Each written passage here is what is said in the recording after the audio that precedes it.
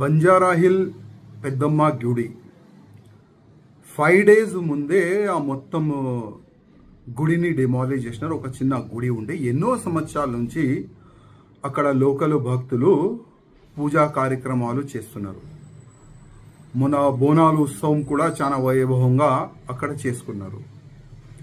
ఎన్నో సంవత్సరాల నుంచి ఇబ్బంది రాని ఇప్పుడు ఆ ఎంఆర్ఓకి ఎందుకు ఇబ్బంది వచ్చింది? ఎందుకు ఆ గుడిని డిమాలిష్ చేసినారు? డిమాలిష్ చేసే ముందు ఆ లోకల్ భక్తులు కానీ ఏదో ఒక సమాజం వాళ్ళు అక్కడ పూజా కార్యక్రమం చేస్తున్నారు కదా, వాళ్ళకి ఎందుకు నోటీస్ ఇవ్వలేదు? ఎవరైనా గవర్నమెంట్ ల్యాండ్లో ఎంకరేజ్మెంట్ చేసుకుంటే డిమాలిష్ ముందే ఒక నోటీస్ ఇస్తారు. నోటీస్ ఇచ్చిన తర్వాతనే ఆ డిమాలిష్ కార్యక్రమాలు జరుగుతుంది. కానీ గుడి విషయం కానీ, మసీద్ ఇష్యూ కానీ, చర్చ్ ఇష్యూ కానీ అట్లాంటి ఇష్యూస్లో డైరెక్ట్ యాక్షన్ ఎప్పుడు కూడా జరగదు. ఇవాళ నేను మా ముఖ్యమంత్రి రేవంత్ రెడ్డి గారికి అడుగుతున్నా, ఎన్నో నేతలకి అక్కడ పోనీస్తాను, కానీ నాకెందుకు ఆపుతున్నారు?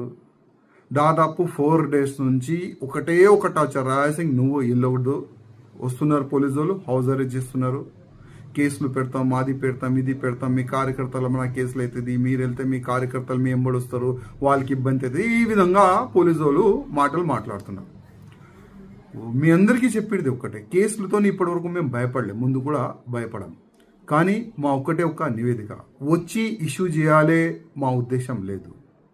ఏ చేతు నుంచి మా గుడిని పలగొట్టినారో అదే చేతు నుంచి గుడి కట్టిస్తే చాలా బాగుంటుంది.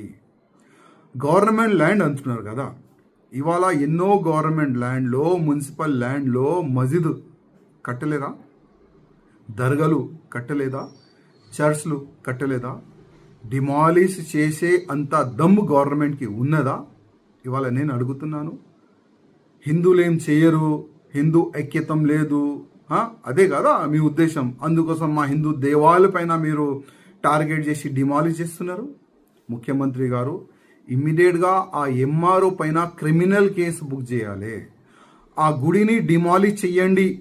ఆదేశం ఇచ్చిన ప్రతి ఒక్క ఆఫీసర్ పైన క్రిమినల్ కేసు బుక్ చేయాలని రేవంత్ రెడ్డి గారికి నా ఒక నివేదిక. అదేవిధంగా గవర్నమెంట్ ల్యాండ్ కదా, ఎవరు అయ్యా ల్యాండ్ కాదు, పబ్లిక్ ల్యాండ్ అది.